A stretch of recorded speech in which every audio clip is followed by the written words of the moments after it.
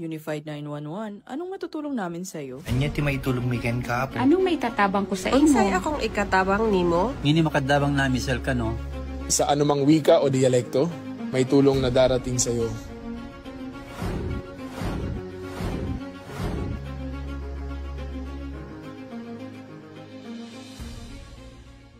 Lilingkod sa bawat Pilipino at magbibigay ng tamang impormasyon para sa tahimik at maayos na Pilipinas. Police News Network, alagad ng batas, tagapagtaguyod ng balitang pulis, sandigan ng mamamayan, patnubay ng katotohanan.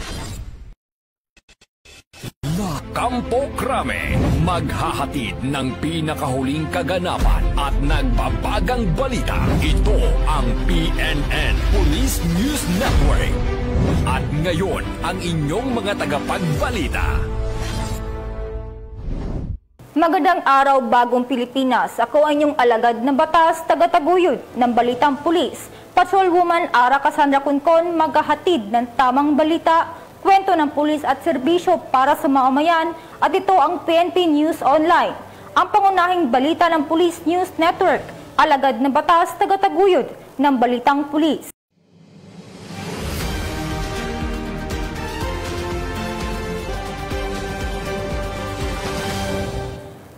Ngayon ay araw ng Biyernes at narito ang mga balitang nakalap ng ating mga PNN correspondent sa loob ng linggong ito.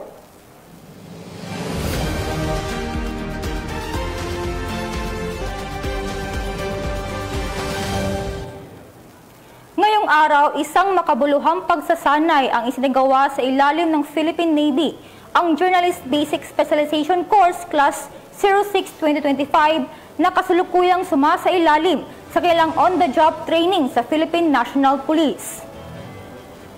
Layunin na naturang on-the-job training na mapaalam ang kaalaman at kasanayan ng mga mag-aaral sa larangan ng mamamahayag, partikular na sa public information dissemination at news production ng PNP.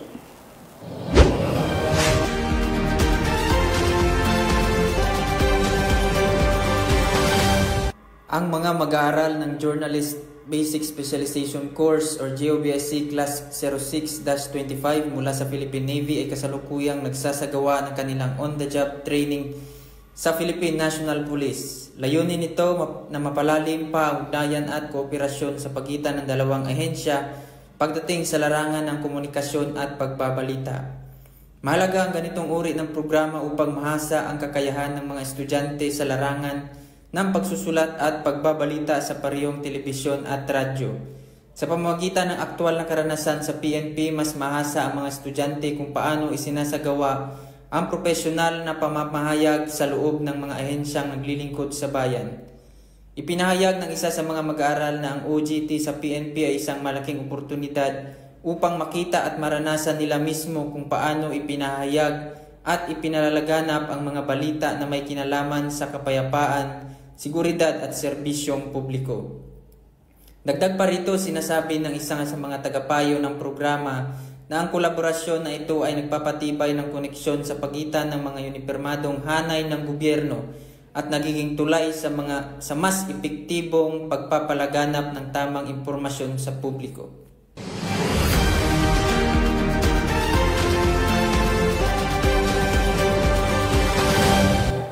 Inatasan ni Pangulong Ferdinand R. Marcos Jr.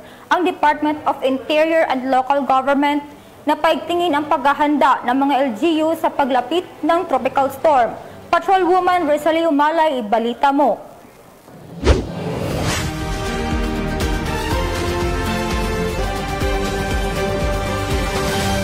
Inatasan ni Pangulong Ferdinand R. Marcos Jr. ang Department of Interior and Local Government na paigtingin ang paghahanda ng mga LGU sa paglapit ng tropical storm Fongwong 1. Ayon sa DILG, dapat ay matapos na ang paglikas ng mga residenteng nasa high-risk area bago ang linggo, Nobyembre 9, taong kasalukuyan, upang maiwasan ang trahedya. Batay sa Pag-asa, ang bagyong Fongwong ay may lakas na 75 km/h at bugso ng 90 km/h.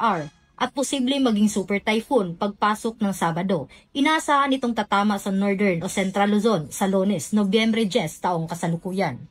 Pinaaalahanan ng DILG ang mga LGU na ihanda ang mga evacuation centers, magbigay ng tamang impormasyon at makipag-ugnayan sa RDRRMC.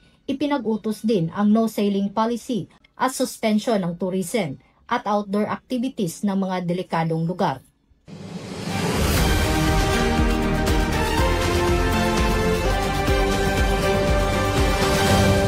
Maraming salamat, Patrolwoman Umalay. Nagbabala ang Pag-asa ngayong November 7, 2025 na magdadala ng malakas na pag-ulan ang bagyong Uwan sa mga susunod na araw. Yan ang balitang aking tinutukan.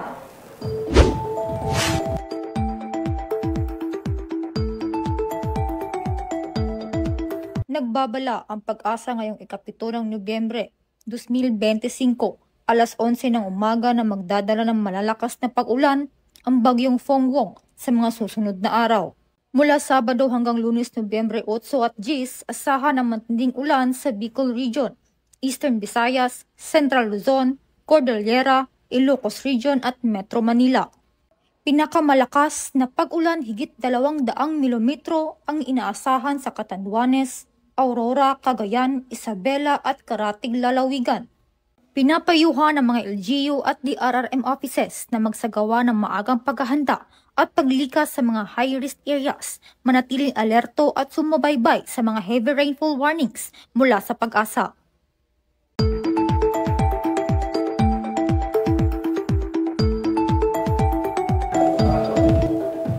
Nakahanda ng Philippine National Police sa pagdating ng bagyong Uwan na inaasahang tatama sa ilang bahagi ng bansa. Yan ang balitang aking tinutukan.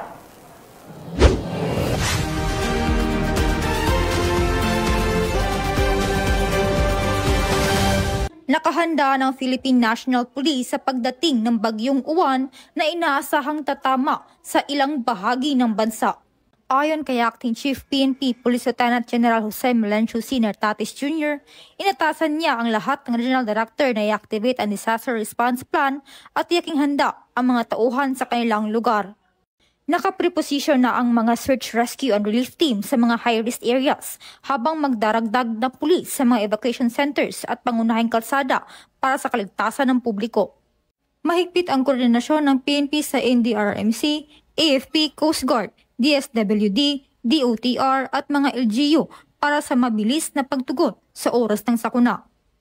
Tiniyak ng PNP na ito ay handa, may kagamitan at nakaantabay 24/7 upang tumulong sa mga apektadong mamamayan.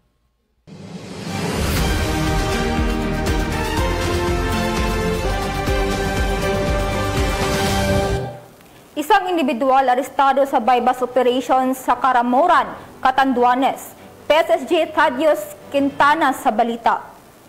Arestado ang lalaki sa isinagawang bypass operation ng pinagsamang puwersa ng Catanduanes Police Provincial Office, Provincial Intelligence Unit at Caramoran Municipal Police Station. Ito lamang ika-4 ng Nobyembre taong kasalukuyan, bandang alas 10:24 ng umaga. Ang nasabing operasyon ay isinagawa sa koordinasyon ng Philippine Drug Enforcement Agency Regional Office 5. Naaresto ang isang individual na sangkot umano sa illegal na droga.